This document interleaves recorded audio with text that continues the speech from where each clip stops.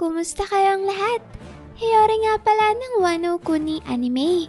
Ito na famang kabuuan ng makapanindig balahibong mga bakbakan at nakakawindang na mga revelasyon sa pinaka-latest chapter ng Elbaf arc ng One Piece. Sana pala'y ilike niyong videong to at sana'y huwag niyong skip kahit yung maikling ads lang dahil sobrang naking tulong na nito sa akin at sa ating channel.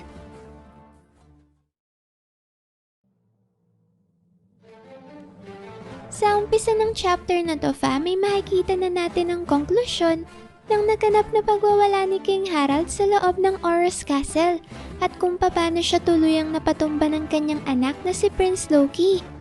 Mula naman sa labas ng kastilyo ay maririnig natin ang tinig ni Scopper Gaban na sinasabing kung sakali man nga raw na nabigo silang mapigilan si King Harald sa araw na yon, ay siguradong magdadala raw ito ng napakatinding kalamidad hindi lang sa kaharian ng Elbaf, kundi pati na rin sa buong mundo.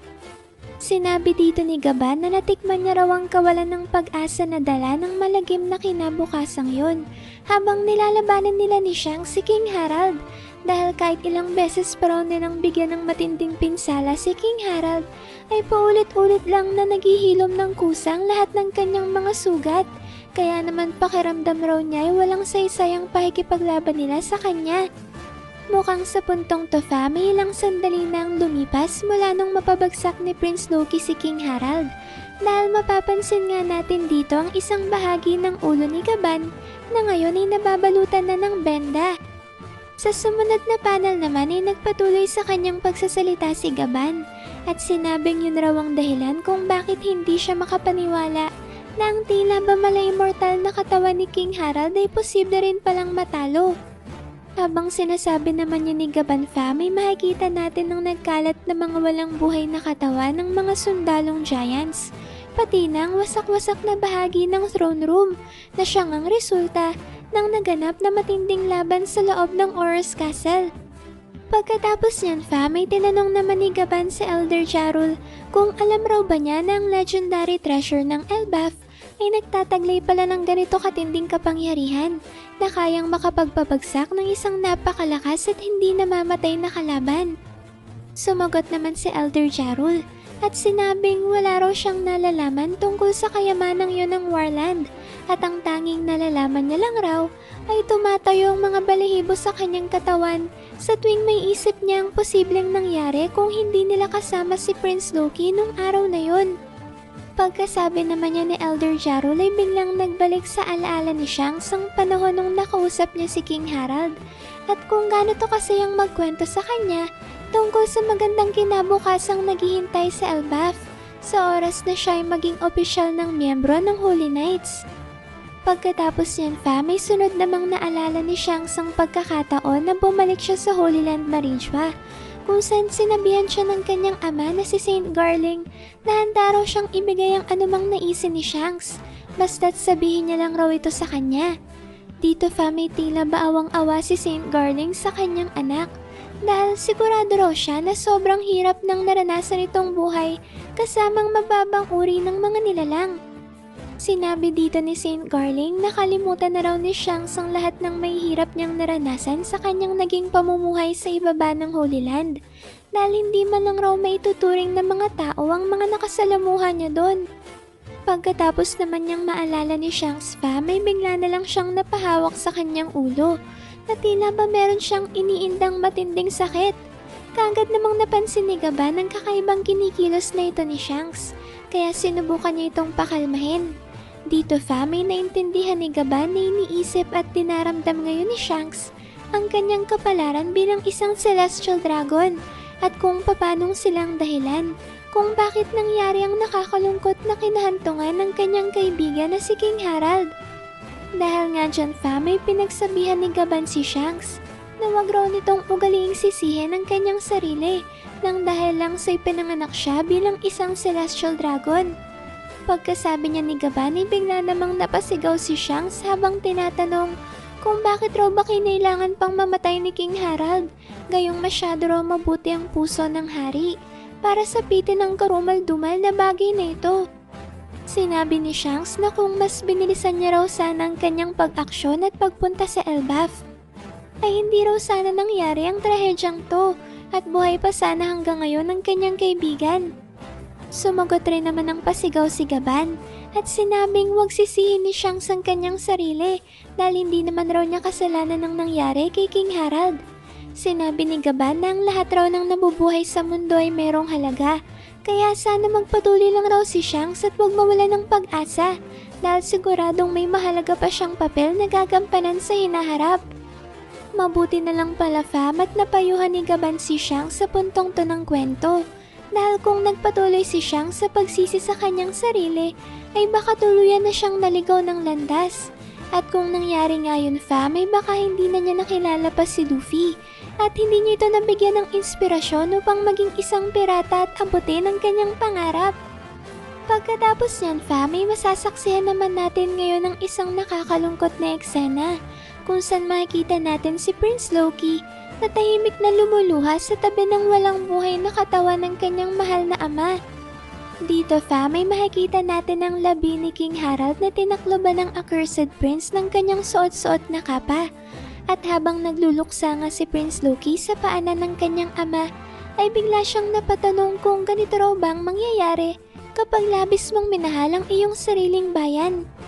Sinabi dito ni Prince Loki na imposibleng ito talaga ang maging resulta ng lahat ng ginawa ng kanyang ama. Gayong ang ninais lang naman raw nito ay magkaroon ng magandang kinabukasan ang susunod na henerasyon ng Elbaf. Yun nga lang sa kabila raw ng magandang layunin nito ni King Harald, ay ganito pa rin ang kanyang kinahantungan at imbes nga na mapabuti, ay ang buhay niya pa mismong naging kapalit. At ang lahat ng kanyang ginawang paghihirap alang-alang sa kapakanan ng mga giants ay pawang nasayang lang lahat.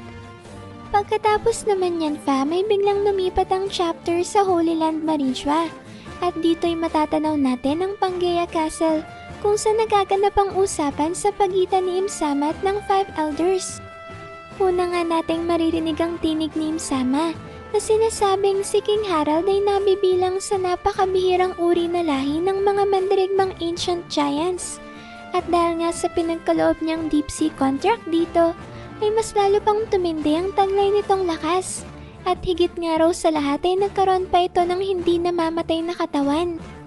Kaya naman dahil raw dyan ay may tuturing na isang ganap na halimaw si King Harald. Subalit sa kabila nga raw ng lahat ng ito, ay hindi maintindihan ni Imsama kung bakit meron pa ring nakagawang makatalo at makapatay sa napakalakas at immortal na katawan ni King Harald. Sa sobrang pagkalito at pagkabigla nga ni Imsama dito fam, ay hindi niya lubos maisip kung sino kayang maaring makagawa ng imposibleng bagay nito at kung ano raw kayang maaring itinago sa kanila ng Elbaf. At bigla na lang silang nakagawa ng isang hindi inaasahang bagay. Pagkatapos namang makapagsalita ni Imsama ay iminungkahi ng isa sa mga Gorosei na si Saint Mars na magpadala pa sila ng panibagong Holy Knight sa Elbaf upang imbestigahan ang insidenteng nangyari kay King Harald. Sinabi ng Five Elders na nananatili pa naman raw ang Abyss Pentagram na pinagawa nila kay King Harald sa loob ng Oros Castle, kaya maaari pa silang magpadala ng Holy Knights ngayon sa Elbaf. Pagkasabi nga niya ni Saint Mars ay kagad naman siyang pinatahimik ni Imsama. Dito fam ay galit na sinabi ni Imsama na ang suhestyong ito ni Saint Mars ay magreresulta lang sa pagkamatay ng mas madami pang mga miyembro ng Holy Knights. Dagdag pa ni Imsama ay alalahanin raw ng Gorosei na ang bawat isinasagawa niyang ritual upang magkaloob ng deep sea contract ay may malaking kapalit at matinding negatibong epekto sa kanya. Kapansin-pansin naman fam sa eksenang ito ang labis na paghingal ni Imsama habang siya'y nagsasalita na para bang dinamdam rin niya ang tinamong pinsala ni King Harald bago ito tuluyang tinapos ng kanyang anak na si Prince Loki. Sa sumunod na panel naman fam ay muling nagsalita si Imsama at sinabing pinili raw ni King Harald na magpakababa sa harapan ng mga tao dahil sa kanyang layuning mayuugnay ang kaharian ng Elbaf sa iba't ibang mga bansa at lahi sa mundo at nagawa nga raw ni King Harald ang lahat ng to sa kabila ng dugo ng mababangis at uhaw sa paikipagdigmang lahi ng mga ancient giants na dumadaloy sa kanyang mga ugat. Sinabi ni Imsama na ito rin daw mismo ang dahilan kung bakit hindi nila dapat basta-basta nalang tinanggap si King Harald upang maging bahagi ng world government. Dahil ang isa raw ancient giant na hari ng Elbaf na kusang loob na tumanggap ng deep sea contract mula sa kanya ay may tuturing na isang natatangi at pambihirang regalo na hindi na ulit nila masisilayan kahit na sa darating pang mga panahon. Sinabi ni Imsama na ang masamang insidenteng ito na resulta ng kanilang pagtanggap kay King Harald ay isa lamang patunay na hindi nagsisinungaling ang kasaysayan. At ito nga ay dahil sa ang kasaysayan na rin mismo ang nagsabi na hindi talaga magkakasundo ang lahi ng mga celestial dragons at ang lahi ng mga ancient giants sapagkat ang Elbaf ay mula sa lahi ng D-clan. Grabe fam! Napakatindi naman talaga ng pasabog na to na nilahad sa atin ngayon ni Imsama. At base nga sa bagong rebolusyong ito at sa usapan ni na Imsama at ng Gorosei kanina, ay lumalabas na walang alam ang kampo ng world government tungkol sa legendary treasure ng Elbaf, isang mythical Zoan devil fruit na may kakayahang tumapos sa pinakamalakas na holy knight sa kasaysayan. Subalit hindi nga tulad ng world government, ay malalim naman ang kaalaman ni Rox tungkol sa legendary devil fruit na ito ng Warland. At bukod pa nga dyan ang kanya ring kaalaman tungkol sa lahi ng Davy Clan at sa totoong kaugnayan ni Imsama kina Joyboy at Davy Jones. Kasama na rin fam sa mahalagang kaalaman ni Rox ay ang dalawang mythical devil fruits na kinakailangan para tuluyang mapatumba ang pinuno ng world government. Walang iba kundi ang immortal na si Imsama. Ibig sabihin lang yan fam ay ang kampo lang ng D ang may hawak ng mahalagang kaalamang ito at sinigurado talaga ng D-clan na ilihim ang lahat ng yan mula sa kanilang mga kalaban. Ginawa ito ng D-clan upang sa oras na dumating na ang nakatakdang panahon para lumaban ng mga natitira sa lahi ng D kasama ng kanilang mga kaalyado ay magamit nila ang kaalamang ito para matalo si Imsama kasama ang kanyang malalakas na mga tauhan kagaya ng 5 elders, holy knights at marines. Grabe fam no? Nakaka-excite talagang makita sa kwento ang magaganap na huling bakbakan sa pagitan ng mga miyembro ng D-clan laban sa malaking pwersa ni Imsama. Pero paano kaya magtutulungan ang dalawang D na sina Luffy at Blackbeard? Gayong direktang magkasalungat ang prinsipyo at ideolohiya ng isa't isa. Lalo na at may sarili ng plano si Blackbeard para pabagsakin ang world government. Kayo ba fam, ano sa tingin nyo? Sa pagpapatuloy naman ng chapter ay bumalik ng eksena sa Elbaf, kung saan tinatanong na Elder Jarl si Prince Loki kung anong pinaplano nitong gawin, lalo na't siya na ngayon ang tatayong bagong hari ng kaharian ng Elbaf. Sinabi ni Elder Jarl sa Accursed Prince na sigurado raw siyang magdudulot ng matinding kaguluhan sa buong kaharian ang balita tungkol sa biglang pagkamatay ni King Harald at sa ginawa nitong pagwawala sa loob ng Aurus Castle. Sumagot naman si Prince Loki at sinabing titipunin niya raw ang mga nakaligtas na sundalo ng Kastilyo at isasama niya ang mga ito sa kanyang paglalayag sa karagatan. Muli namang nagsalita si Elder Jarl at tinanong ang Accursed Prince kung ano raw bang balak nitong gawin sa hiniling ng kanyang ama bago ito mamatay. Habang sinasabi naman niya ni Chief Jarl may sandaling pinakita ang maikling flashback kung saan ninutusan ni King Harald si Prince Loki na sabihin sa buong Elbaf kung ano talaga ang totoong nangyari sa loob ng Aurus Castle at kung paano pinaslang ng hari ang kanyang sariling mga tauhan. Pagkatapos naman ng flashback ay sinagot na ng Accursed Prince ang katanungan ni Elder Jarl at sinabing alam naman raw nitong hindi niya magagawang sabihin kung ano talaga ang nangyari sa araw na yon. Pagkasabi niya ni Prince Loki ay tinawag naman niya ang atensyon ng lahat ng mga nasa kastilyo kasamang mga natitirang sundalong giants, si Elder Jarl, Scupper Gaban at pati na rin si Shanks. Dito may tahimik na nag-abang ang lahat sa kung ano ba talagang nais sabihin sa kanila ng Accursed Prince. At ilang sandali nga ang lumipas, ay sinabi na rin ni Prince Loki ang kanyang naging desisyon na huwag sabihin sa kahit na sino pa man ang tungkol sa totoong nangyari sa loob ng Aurus Castle sa araw na yon. Sinabi ng Accursed Prince na ang lahat raw ng narito ngayon sa kastilyo ay kinakailangang ilihim ang lahat ng kanilang nalalaman tungkol sa totoong nangyari sa malagim na insidente. Hindi naman makapaniwala si Elder Jarul sa naging desisyon na ito ni Prince Loki. Kaya naman dahil dyan ay tinanong ni Chief Jarul ang Accursed Prince kung hindi ba niya nalalaman kung sino ang sisisihin ng buong Elbaf kapag hindi nila pinagtapat sa kanilang katotohanan. Naintindihan naman ni Prince Loki kung anong gustong sabihin ni Elder Jarul na ang lahat ng sisi sa nangyaring trahedya ay mapupunta sa kanya at kasama na nga rin dito ang pagpatay sa kanyang sariling ama at hari ng Elbaf na si King Harald. Sa kabila naman nga niyan may sinabi pa rin ng Accursed Prince na wala naman raw magbabago kung ganun nga ang mangyari dahil dati pa namang masama ang tingin sa kanya ng lahat ng mga giants sa Elbaf. Napatanong pa nga si Prince Loki kung nakikita raw ba talaga siya ni Elder Jarul bilang isang hari na magtutuloy ng mga ideolehiyang nasimula ng kanyang ama. Dagdag pa ng Accursed Prince ay isa nga lang raw ang naiisip niyang paraan para harapin ang sitwasyong to at yun ay ang natatanging paraan na kanyang nalalaman. Dito na sinabi ni Prince Loki na gagamitin niya raw ang kanyang bagong taglay na kapangyarihan upang ipaghiganti ang pagkamatay ng kanyang ama at ng mga sundalo nito. Pagkasabi nga niya ng Accursed Prince ay kagad na nagpahayag ng matinding pagtutol sa Elder Jarul at sinabing wag raw sanang maging hangal si Prince Loki dahil ang world government ay isa raw napakalaking organisasyon kaya ang paglaban dito ay isang imposibleng bagay na hindi man lang makakayang maabot ng kahit imahinasyon ng Accursed Prince. Sa kabila naman ng mahigpit na paalala na yan ay nagpatuloy pa rin sa kanyang plano si Prince Loki at tuluyan na nga niyang linisan ng Elbaf kasamang mga nakaligtas na sundalo ng Oris Castle.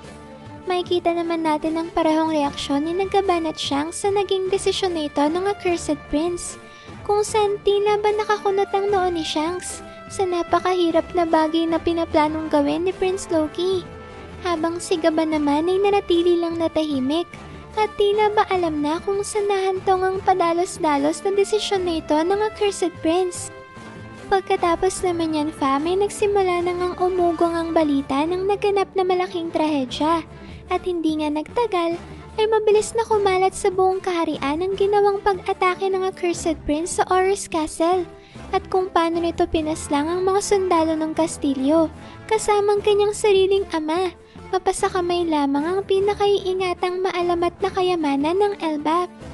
Sa puntong ito na, sa wakas biglang bumalik ang kwento sa kasalukuyan, kung saan makikita nga natin si Prince Loki na inilalahad sa kanyang kapatid na si Hyrule ang mga totoong nangyari sa likod ng malagim na pagkamatay ng kanilang ama. Sinabi dito ni Prince Loki na sa puntong araw na nakabalik na si Hyrule at ang crew nito sa Elbaf, ay tuluyan ng kumalat sa buong kaharian ng balita na siya talaga ang pumatay kay King Harald at ang umatake sa Oris Castle. Dagdag pa ng Accursed Prince ay alam naman raw niya na sapat ang masasamang nagawa niya sa nakaraan upang maniwala ang mga mamamayan na siya nga ang responsable sa nangyaring malaking trahedya. Subalit gayon pa man, ay hindi naman raw siya ganun kasama upang tapusin ang buhay ng kanyang sariling ama. Lalong-lalo na ang ipagmayabang pa ang karumal-dumal na kriminito sa iba. Sinabi dito ni Prince Loki na inako lang naman raw niya ang lahat ng yon dahil ayaw niyang madungisan ang pangalan ng kanilang ama at mabaliwala ang lahat ng kanyang mga pinaghirapan dahil lang sa isang pagkakamali na nagawa niya sa dulo ng kanyang buhay. Matapos yang sabihin ng Accursed Prince ay tinanong niya naman ang kanyang kapatid kung sa tingin raw ba nito ay mas mabuti kung sinabi na lang niya sa buong Elbaf ang katotohanan ngayong alam na nito ang totoong nangyari sa kanilang ama. Hindi naman nakasagot si Hyrule sa katanungan niya ni Prince Loki, habang si Gaban naman ay pinatotohanan ng lahat ng sinabi ng Accursed Prince. Makikita rin natin si Luffy dito na tahimik lang na nakikinig. At sa dulo nga ng eksenang yan ay sinabihan naman ni Prince Loki ang kanyang kapatid na siguro naman raw ay nauunawaan na nito kung bakit ayaw niyang balikan ng napakasakit na alaalang ito na naglalaman ng kalunos-lunos na huling sandali ng kanilang ama. Sa sumunod na panel naman may nagsalita na sa wakas si Hyrule na sinabing naintindihan na raw niya ngayon kung bakit mariing tinutulan ni Elder Jarul ang hatol na kamatayan laban kay Prince Loki. At hanggang sa dulong araw ay ginawa nito ang lahat para maprotektahan ng accursed prince. Bukod pa dyan ay nauunawaan na rin daw ni Hyrule ang naging desisyon ng kanyang kapatid na itago ang katotohanan mula sa mga mamamayan ng Elbaf. Sa madaling salita nga raw ay pinili ng kanilang ama ang kamatayan kaysa sa mabuhay siya sa ilalim ng manipulasyon ng world government. Kaya naman kung ganun raw pala, ay kalaban nga talaga ng Elbaf ang world government sa simula pa lang. Sa gitna naman ng realisasyong ito ay biglang napatanong si Hyrule kung paano raw kaya nalinlang ng world government ang kanilang ama.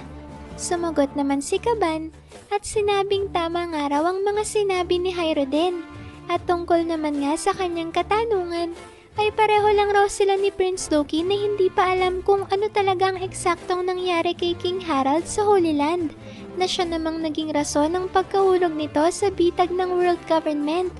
Katunayan nga ay malaki raw ang kinalaman ng mga kalaban nilang Holy Knights ngayon sa totoong nangyari sa kanilang ama. Dito na sinabi ni Gaban na kung gusto raw ng magkapatid ay maaari siyang magbigay pa ng karagdagang detalye kung paano nakontrol ng world government si King Harald.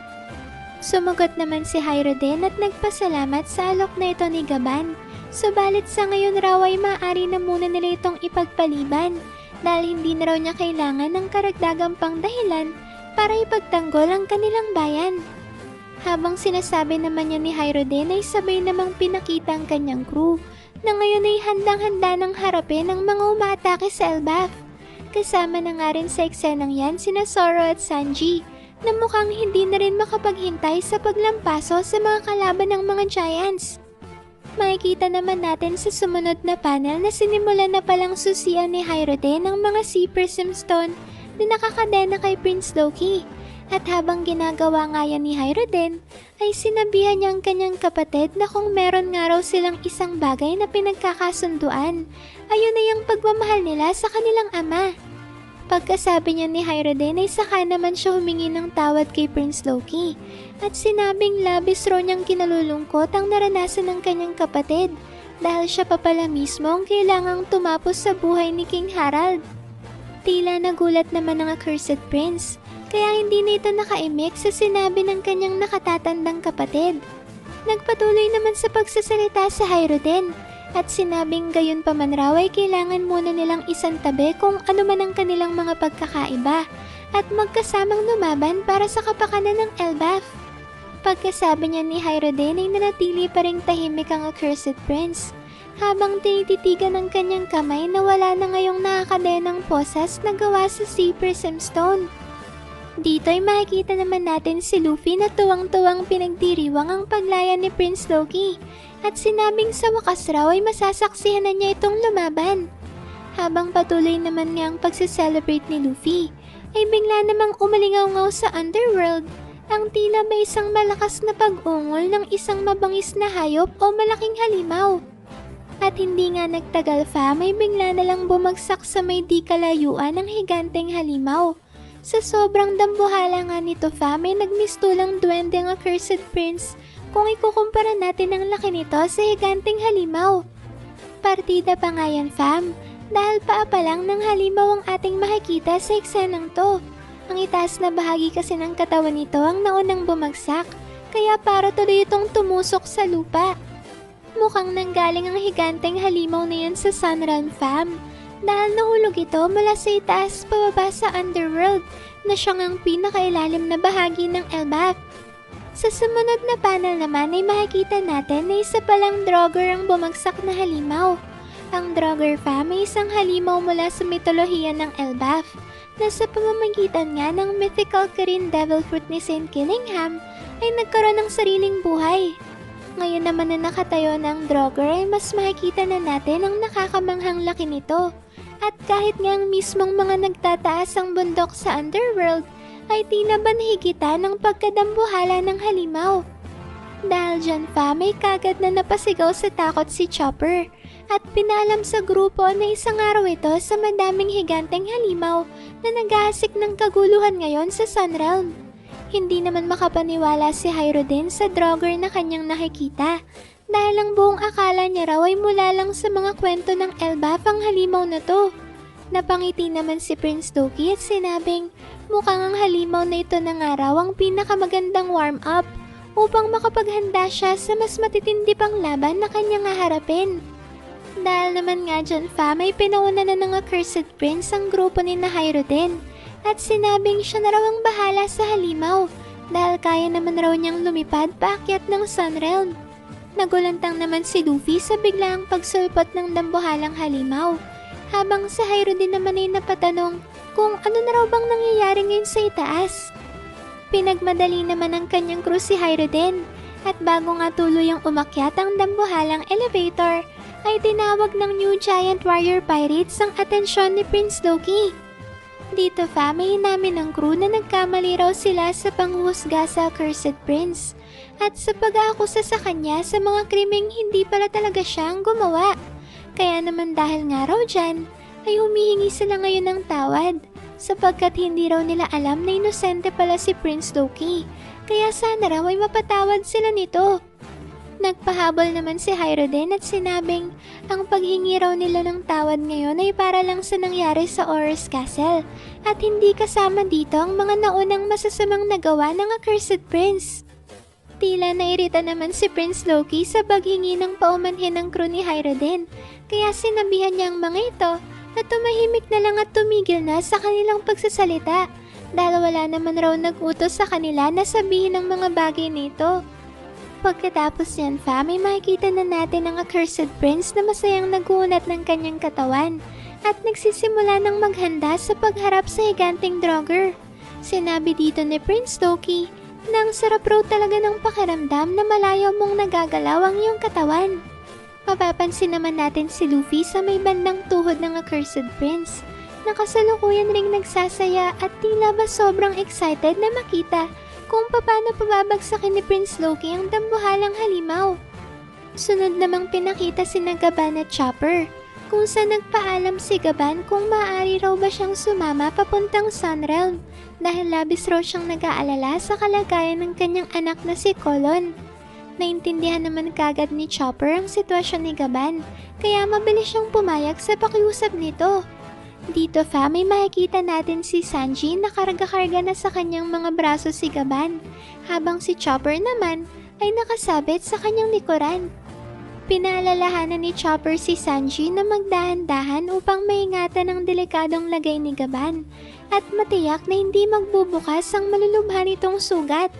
Sinunod naman ni Sanji ang bili ni Chopper at pagkatapos ay lumipad na rin siya paakyat ng Sunrealm gamit ang kanyang technique na Skywalk. Sa dulong parte naman ng chapter may bumalik na ulit ang eksena kina Prince Loki at Luffy kung saan bigla na lang ang nagulat ang Accursed Prince nang mapansin niya na si Luffy ay nakatayo sa kanyang balikat.